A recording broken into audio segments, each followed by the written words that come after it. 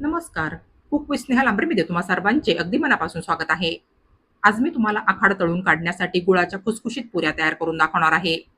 अगदी कडेपर्यंत टम्म फुगलेल्या, कमी तेलकट आणि खुसखुशीत अशा या गुळाच्या पुऱ्या तयार करण्यासाठी प्रत्येक सामग्रीचं अगदी अचूक प्रमाण घेऊन आणि योग्य पद्धत वापरून आज मी तुम्हाला या अशा गुळाच्या खुसखुशीत पुऱ्या तयार करून दाखवणार आहे. पुऱ्या चवीला परफेक्ट गोड व्हाव्या, त्यासाठी गुळाचं प्रमाण कसं घ्यायचं आणि गूळ पाण्यामध्ये कितपत उकळायचा ते देखील मी तुम्हाला अगदी सविस्तर दाखवणार आहे. कारण गुळाचं मिश्रण जर चुकलं तर पुऱ्या सुद्धा बिघडतात. अगदी 8 ते 10 दिवस ह्या पुऱ्या छान टिकतात. तळून ठेवल्यानंतर ह्या पुऱ्या बराच वेळ टम्म फुगलेल्या राहतात आणि थंड झाल्यानंतर वातडही होत नाही. चला तर मग वेळ वाया न घालवता लगेचच आपण आपल्या आजच्या या चविष्ट रेसिपीला सुरुवात करूया. तर सर्वात अगोदर इथे मी गॅसवर ह्या कढाईमध्ये 1 वाटी गूळ घालून घेणार आहे. यानंतर सेम साईजच्या वाटीने मी ह्याच्यामध्ये 1 वाटी पाणी घालणार आहे. गॅसची फ्लेम चालू करण्या अगोदर ह्याच्यातला गूळ पाण्यामध्ये चमच्याने विरघळून घ्यायचा आहे. गूळ शक्यतो सुरीने बारीक चिरून घ्यायचा आहे किंवा मग किसणीने किसून घ्यायचा आहे. म्हणजे गूळ असा या पाण्यामध्ये पटकन विरघळतो. गूळ सुरुवातीला असा पाण्यामध्ये विरघळून घेतला की मग गॅसची फ्लेम चालू करायची आहे आणि फुल फ्लेमवर याला बस एक हलकीशी उकळी येऊ द्यायची आहे. या गुळाच्या पाण्याचा आपल्याला जास्त वेळ उकळून घट्ट पाक करायचा नाहीये. त्यासाठी हे पहा, या पाण्याला अशी हलकीशी उकळी यायला लागली की लगेचच गॅस बंद करायचा आहे आणि ह्याला पूर्णपणे थंड होऊ द्यायचंय. तयार केलेलं गुळाचं पाणी मी आता ह्या ठिकाणी गाळणीने गाळून घेणार आहे. म्हणजे ह्याच्यामध्ये जर काही गुळातला कचरा वगैरे राहिला असेल तर तो निघून जाईल. गुळाचं हे मिश्रण बिघडलं तर पुऱ्या सुद्धा बिघडतात. बरेच जण हे गुळाचं पाणी गॅसवर खूप वेळ उकळून घेतात. त्याच्याने हे गुळाचं पाणी घट्ट होतं. थोडक्यात म्हणजे ह्याचा हलकासा घट्ट पाक तयार होतो. त्याच्याने पुऱ्या बिघडतात. थोडक्यात म्हणजे पुऱ्या त्याच्याने वातड होतात. आता ह्याच्यामध्ये मी पाव चमचा वेलची जायफळची पूड घालून घेणार आहे. ह्याच्याने आपल्या गुळाच्या गोड पुऱ्यांना ह्याची स्मेल छान येईल आणि चवीला देखील पुऱ्या खाण्यासाठी छान लागतील. गुळाचं पाणी पूर्णपणे थंड झाल्यानंतर आता आपण पुरीची कणिक मळायला घेणार आहोत. तर इथे या बाउलमध्ये मी सुरुवातीला 3 वाट्या गव्हाचं पीठ घालून घेणार आहे. ज्या वाटीने आपण गूळ आणि पाणी मोजून घेतलं होतं, सेम त्याच वाटीने ही बाकीची सर्व मापं मोजून घ्यायची आहे. तयार केलेल्या गुळाच्या पाण्यासाठी कदाचित आपल्याला अजूनही गव्हाच्या पिठाची गरज पडू शकते. पण सुरुवातीलाच पीठ अति जास्त घ्यायचं नाहीये. पुऱ्या खुसखुशीत होण्यासाठी मी ह्याच्यामध्ये सेम साईजच्या वाटीने पाव वाटी बारीक रवा घालून घेणार आहे. रव्यामुळे पुऱ्या छान खुसखुशीत होतात आणि तळून काढल्यानंतर बराच वेळ टम्म फुगलेल्या राहतात. पुऱ्या खाण्यासाठी चवीला छान खमंग लागाव्या त्यासाठी मी ह्याच्यामध्ये हे 1 चमचा भरून बेसन घालून घेणार आहे. असं ह्याच्यामध्ये थोडंसं बेसन घातलं की पुऱ्या खाण्यासाठी चवीला छान खमंग लागतात. गोडाचा बॅलन्स टिकून राहण्यासाठी मी ह्याच्यामध्ये 2 ते 3 चिमूट मीठ घालणार आहे. कुठल्याही गोड पदार्थामध्ये असं थोडंसं मीठ घातलं की तो पदार्थ खाण्यासाठी चवीला अजूनच जास्त टेस्टी लागतो. हे सर्व सुके जिन्नस अगोदर असे चमच्याने चांगले मिक्स करून घ्यायचे. आता ह्याच्यामध्ये मी सेम साईजच्या वाटीने पाव वाटी कडकडीत गरम केलेलं साजूक तुपाचं मोहन घालणार आहे. तूप अगदीच कडकडीत गरम केलेलं आहे. त्यामुळे हे तूप असं ह्या मिश्रणामध्ये अगोदर चमच्याने मिक्स करून घ्यायचंय. हाताला सहन होईल इतपत हे मिश्रण कोमट झालं की मग ह्याला हातानेच चांगलं मिक्स करायचंय.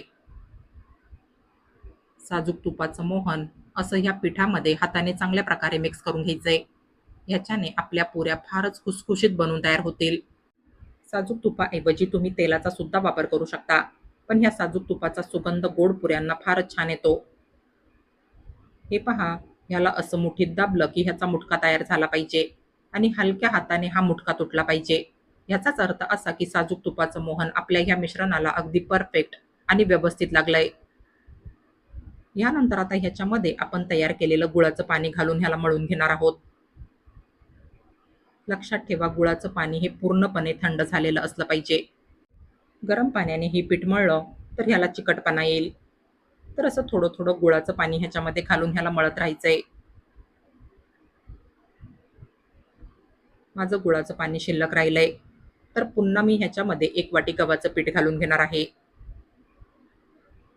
आता ह्याच्यामध्ये मी शिल्लक राहिलेलं सगळं गुळाचं पाणी घालणार आहे आणि ह्याला ह्याच्यामध्ये मिक्स करून ह्याचा उंडा मळून घेणार आहे. 1 वाटी गूळ आणि 1 वाटी पाणी घेऊन तयार केलेल्या गुळाच्या पाण्यासाठी मला इथे बरोबर 4 वाट्या गव्हाचं पीठ, पाव वाटी बारीक रवा आणि 1 चमचा बेसन लागलंय. असं हे प्रमाण घेऊन बनवलेल्या गुळाच्या गोड पुऱ्या अगदी परफेक्ट बनवून तयार होतात आणि खाण्यासाठी चवीला सुद्धा परफेक्ट गोड लागतात. तर हे पहा, इथे मी हा उंडा असा मळून घेतलाय. आता ह्याला मी चमचाभर तेल घालून पुन्हा एकदा चांगलं प्लेन होईपर्यंत मळून घेणार आहे. तर हे पहा, मी हा उंडा असा मळून प्लेन करून घेतलाय आणि ह्याला हे पहा असं एवढं घट्ट मळून घेतलंय. अगदी पुरीच्या कणकेप्रमाणेच हा उंडा असा घट्ट मळून घ्यायचा आहे. आता ह्याच्यातला रवा भिजून येण्यासाठी ह्याच्यावर घट्ट झाकण ठेवायचंय आणि ह्याला अगदी फक्त 8 ते 10 मिनिट भिजत ठेवायचंय. तर ह्या ठिकाणी मी हा उंडा 10 मिनिट भिजून घेतलाय. आता ह्याच्या मी पुरीसाठी छोट्या छोट्या लाट्या तयार करून घेणार आहे. पुऱ्यांच्या साईज प्रमाणे तुम्ही ह्याच्या अशा छोट्या छोट्या लाट्या तयार करून घ्यायच्या आहे. सुरुवातीला मी ह्याच्या फक्त 2 लाट्या तयार करून घेणार आहे. तुम्ही मळलेल्या उंड्याच्या सगळ्या लाट्या अशा अगोदरच तयार करून ठेवू शकता. त्याच्याने तुमचं काम अजूनच सोपं होईल.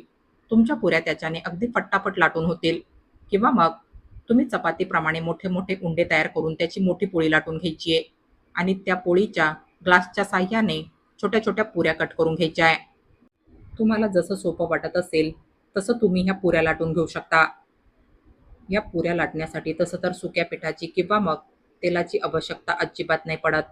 पण जर तुम्हाला वाटलंच तर तुम्ही ह्या पुऱ्या लाटण्यासाठी सुक्या पिठाचा वापर न करता थोडंसं तेल लावून ह्यांना लाटून घेऊ शकता. तर अशाच पद्धतीने मी काही पुऱ्या लाटून घेणार आहे. या एका पुरीला मी थोडीशी खसखस लावणार आहे. या अशा खसखस लावलेल्या गुळाच्या गोड पुऱ्या सुद्धा खाण्यासाठी फारच छान लागतात. तुम्हाला हवं तर तुम्ही पुऱ्यांना अशी थोडीशी खसखस लावू शकता. तर आता काही पुऱ्या लाटून घेतल्या की लगेचच मी तयार केलेल्या पुऱ्या अशा एक एक करून तेलामध्ये तळायला घालणार आहे. पुरी तेलात तळायला सोडली की पुरी अशी झाऱ्याने तेलामध्ये डिप करत राहायची आहे किंवा मग झाऱ्याने पुरीवर तेल टाकत राहायचंय. त्याच्याने पुरी छान अशी टम्म फुगते. तर हे पहा, आपली ही पुरी बघा कशी अगदी टम्म फुगली आहे. 2-2 वेळेस पुरीच्या दोन्ही बाजू तेलामध्ये उलट-सुलट करून तळून घ्यायच्या आहे. ह्या पुऱ्या अगदीच लो फ्लेमवर किंवा मग हाय फ्लेमवर तळायच्या नाहीये. मीडियम फ्लेमवर यांना असं अधूनमधून उलट-सुलट करत दोन्ही बाजूने छानपैकी तळून घ्यायचंय. तर हे पहा, तुम्ही इथे पाहू शकता आपली ही पुरी बघा कशी अगदी कडेपर्यंत टम्म फुगली आहे आणि हिला तळून रंग देखील बघा किती सुंदर आलाय. सुरुवातीला सगळ्या पुऱ्या लाटून ठेवायच्या नाहीये. 10 ते 12 पुऱ्या लाटून घेतल्या की मग त्यांना लगेचच तेलामध्ये तळून घ्यायचंय. लाटलेल्या पुऱ्या जास्त सुकू द्यायच्या नाहीये. त्याच्याने पुऱ्या तेलामध्ये छान अशा टम्म नाही फुगणार आणि खाण्यासाठी सुद्धा वातड लागतील. त्या पुऱ्या अशा फुगून टम्म आणि खुसखुशीत नाही होणार. ही खसखस लावून लाटलेली पुरी सुद्धा मी तुम्हाला ह्या ठिकाणी तळून दाखवते. तर हे पहा, इथे आपली ही पुरी सुद्धा बघा कशी अगदी टम्म फुगली आहे. या अशा खसखस लावून लाटलेल्या पुऱ्या सुद्धा खाण्यासाठी चवीला फारच टेस्टी लागतात. जास्त दिवसांच्या प्रवासात घेऊन जायला तुम्ही ह्या गुळाच्या गोड पुऱ्या तयार करू शकता. 8 ते 10 दिवस ह्या पुऱ्या अगदी आरामशीर टिकतात. तर हे पहा, इथे मी दोन्ही प्रकारच्या पुऱ्या तुम्हाला ह्या ठिकाणी तळून दाखवल्या आहे आणि तुम्ही इथे पाहू शकता आपल्या या दोन्ही पुऱ्या थंड झाल्यानंतरही बघा कशा अगदी टम्म फुगलेल्या आहेत. फारच खुसखुशीत आणि परफेक्ट अशा आपल्या ह्या गुळाच्या गोड पुऱ्या ह्या ठिकाणी तयार करून झाल्या आहे. प्रत्येक सामग्रीचं अचूक प्रमाण घेतलं आणि योग्य पद्धत वापरली तर तुमच्या ह्या गुळाच्या गोड पुऱ्या अगदी परफेक्ट अशाच खुसखुशीत बनून तयार होतील. या पुऱ्या 8 ते 10 दिवस अगदी आरामशीर टिकतात. मुलांना मधल्या वेळेत खाण्यासाठी तुम्ही ह्या अशा गुळाच्या गोड पुऱ्या तयार करून ठेवू शकता. या गुळाच्या गोड पुऱ्या तर मला लसणाच्या चटणीसोबत खायला फारच आवडतात. गोड आणि तिखट हे कॉम्बिनेशन तुम्ही सुद्धा एकदा नक्की ट्राय करून बघा. बघा, तुम्हाला सुद्धा या गोड पुऱ्या लसणाच्या चटणीसोबत तसेच लोणच्यासोबतही खायला फारच आवडतील. फारच खुसखुशीत आणि टेस्टी अशा आपल्या ह्या गुळाच्या गोड पुऱ्या ह्या ठिकाणी तयार करून झाल्या आहे. जास्त दिवसांच्या प्रवासात नेण्यासाठी, मुलांची मधल्या वेळेतली छोटीशी भूक भागवण्यासाठी आणि आखाड तळून काढण्यासाठी तुम्ही माझ्या या रेसिपीप्रमाणे अशा गुळाच्या खुसखुशीत गोड पुऱ्या एकदा नक्की ट्राय करून बघा आणि तुम्हाला माझी आजची ही रेसिपी आवडली असेल तर प्लीज माझ्या या रेसिपीला लाईक आणि जास्तीत जास्त शेअर करा आणि अशाच नवनवीन आणि पारंपरिक रेसिपीज बघण्यासाठी माझ्या या चॅनलला सबस्क्राईब करा. चला तर मग भेटूया पुढील रेसिपींमध्ये. तोपर्यंत हेल्दी खा आणि हेल्दी रहा. Take care.